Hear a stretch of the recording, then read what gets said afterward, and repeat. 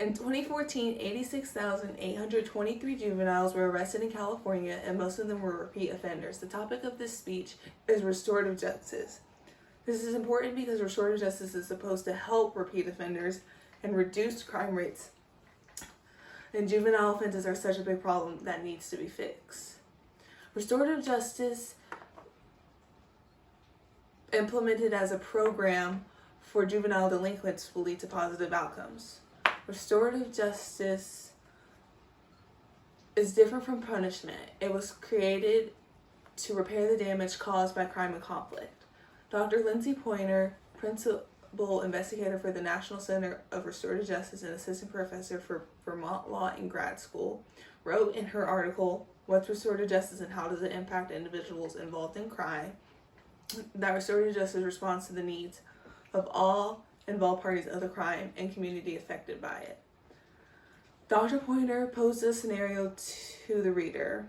She asked the reader to reflect on a time that they were affected by the crime and when they caused harm to somebody else.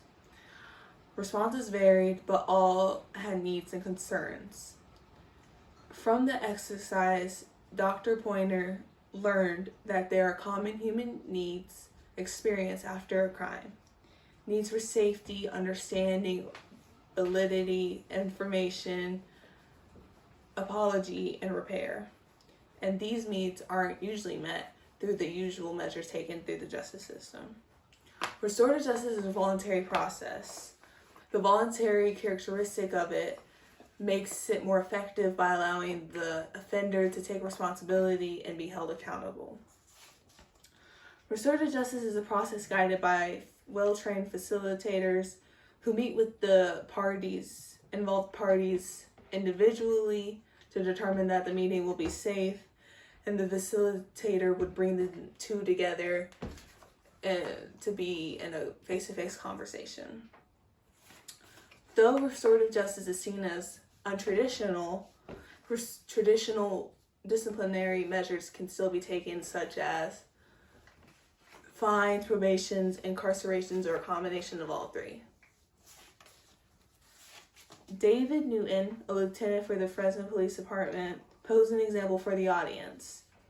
His example was that an officer arrests a teenager for vehicle vandalism, and the teenager meets with the victim, and he recognizes the thoughtless act that they committed, and then restitution would be made by the offender by reimbursing the victim and for the damages and performing community service.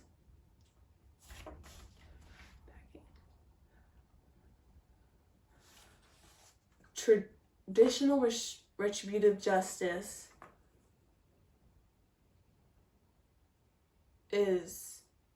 leads to dissatisfaction for the victim and the offender.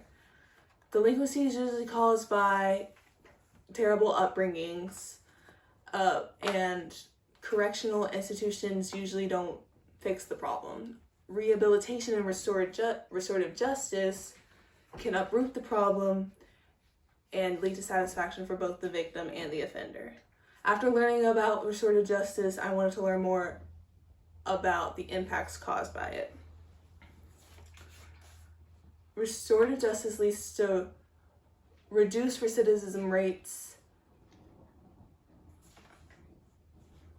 Restorative justice decreases recidivism rates by holding the individual accountable, facilitating the development of coping skills, drug rehabilitation, or education for offenders.